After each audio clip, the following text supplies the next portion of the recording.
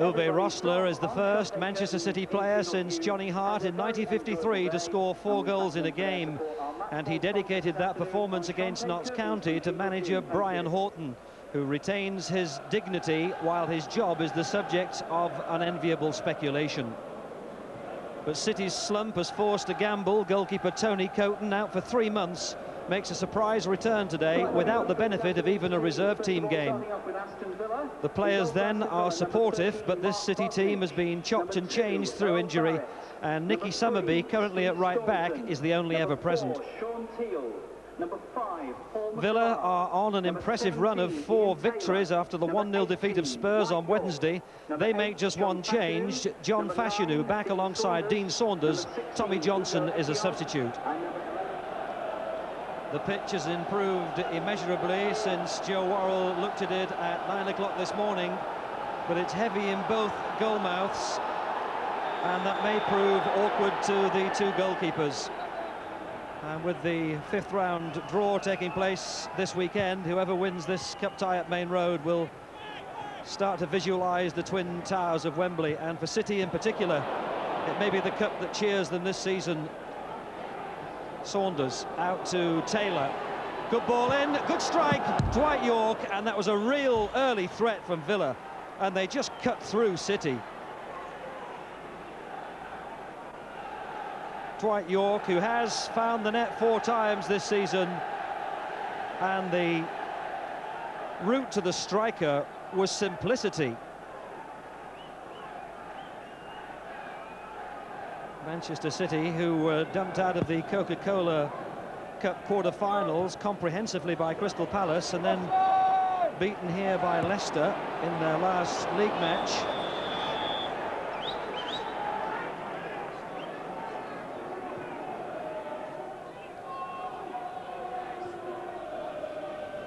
Staunton, who can be deadly with that left foot. That's in for Fashanu, who jumped early. Oh, it drops to Taylor! It came off his shin, but it was another better than half chance.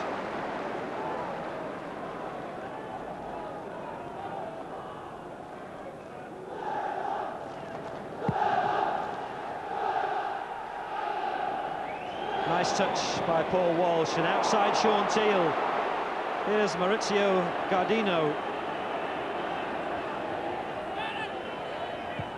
Needs the support of Flitcroft. Now Summerby inside.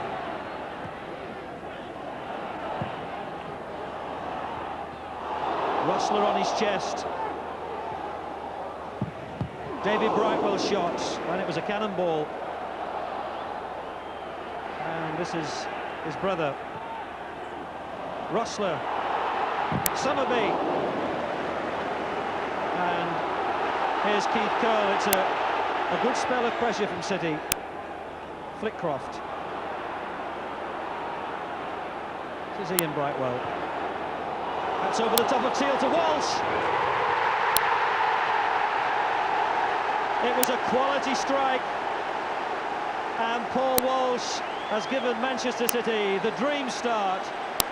That lifts a bit of the pressure on the team and the manager.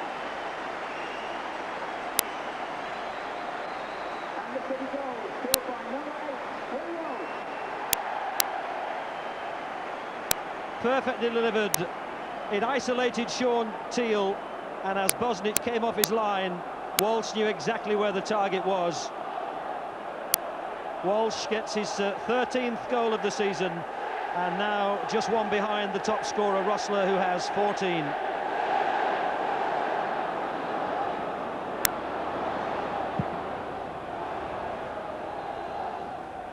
Nicky Summerby.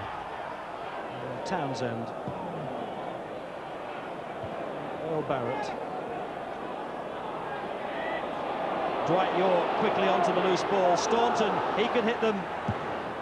Coton got a fingertip to it, and Dean Saunders was inches from making a connection that would have brought the equaliser. Staunton put his hands on his head because he knew how close that was. Dwight York in, out by Curle, and then Vonk. And City a bit pressurised. Saunders goes to curl it in the top corner. And that's Villa's closest yet. This is a message to the Aston Villa supporters in the Kippax Steve Staunton finding space on the left. Will you please remain measured the seated, shot, which had Coton at full stretch. And it's causing obstructions And the City keeper's connection If you're in that stand, please remain seated. just contributing to the fact that Saunders couldn't get there. Well, he might well have knocked it into his path, but the run of the ball was with City. Teal. Ladies and gentlemen, this is a public safety announcement. The Aston Villa fans who have stood up at the front of the Kippax stand are in breach of the safety regulation. Rustler just lost his grip as he tried to find Beagrie, and this is Dwight York. It's gifted to Nicky Summerby. Here's Paul Walsh. Oh, Gaudinho, no offside, he's got Rustler with him. Oh! When Bosnich went down and didn't get it, nobody was quite sure if it would go in the bottom corner or just miss. Anxious Villa eyes, and it just carried wide of the foot of the post. And you can see from Paul McGrath's body language how anxious Villa are to get on with the match. Fashion who pulled it down, and he won it back again to local displeasure. Here's Dwight York, and Ian Brightwell was in just the right spot. And that ball came in, Ian Taylor was right behind him. He had to win it. Staunton to take it. Fashanu there with Coton. Coton just got a fist this time, having been isolated originally. And Gaudinho, as City again break out in numbers. Here's Flitcroft. Back to Gaudinho, it's a good chance here. Easy to say from this angle, but if he'd gone across the face of the keeper, it might have brought City second. Tried to beat Bosnich at the near post, and it cannon behind for the corner. But again, City demonstrate just how dangerous they can be on the break. City work a planned corner. Gaudinho knocks it in. Rustler's there, shoulder to shoulder with Fashanu.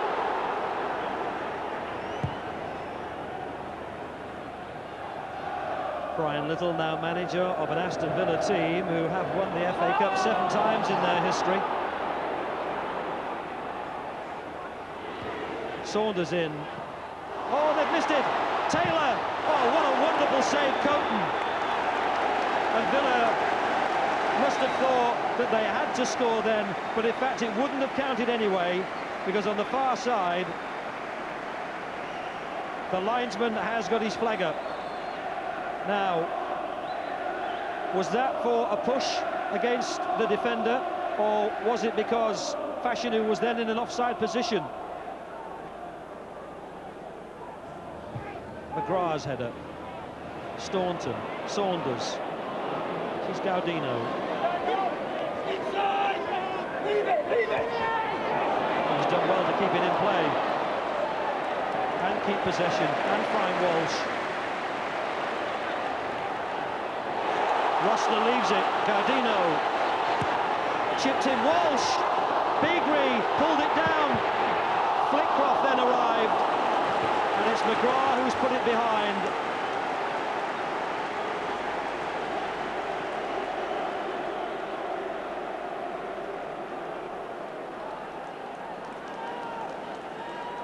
Beagrie just left it. Well, he seemed as though he was about to, and then I think he hit it as Flitcroft tried to get on the end of it too. Again, it's a worked corner. And it's McGrath who comes out to find Saunders, and McGrath's continued his run, and Taylor's sprinted forward, and this is intended for Staunton. It's from one penalty area to the other, and City haven't cleared it yet. Townsend pulls it down.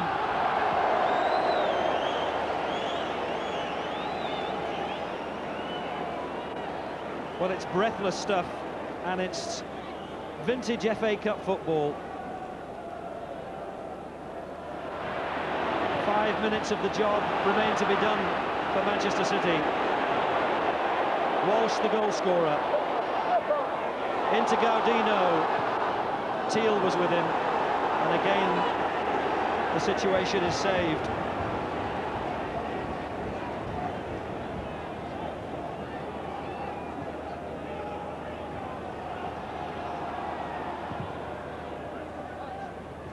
A nice cushioned header by Fashanu to Tommy Johnson.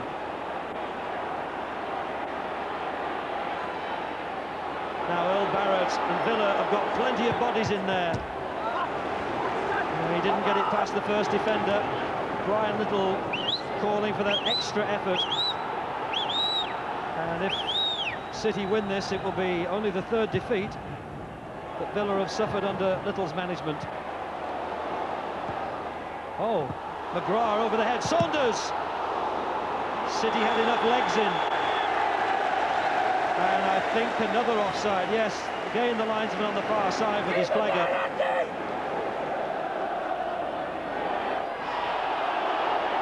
Ehiog. Back to Bosnich. Rossler closes in on him.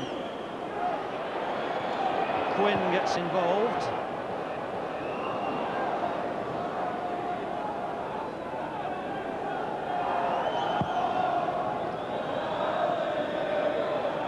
If Villa are going to get back in this match, it's going to be desperately tight.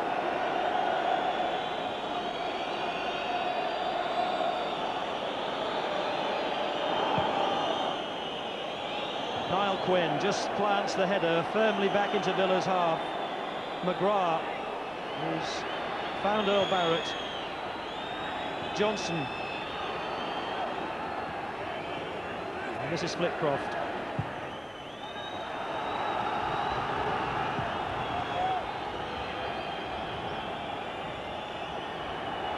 McGrath. Ehiog's in there. Was out by Curl. McGrath's got it back. Staunton, Teal.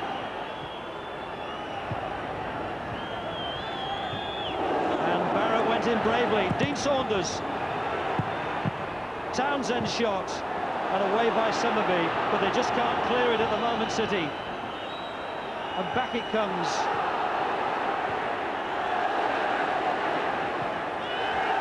It's Villa's throw. And the noise and the tension and the pressure are incessant. Townsend skidded just in front of Tony Coton.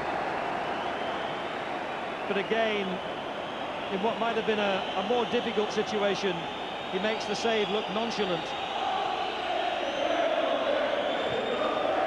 Brian Little with an expression of what seemed to be resignation, because we've moved into stoppage time.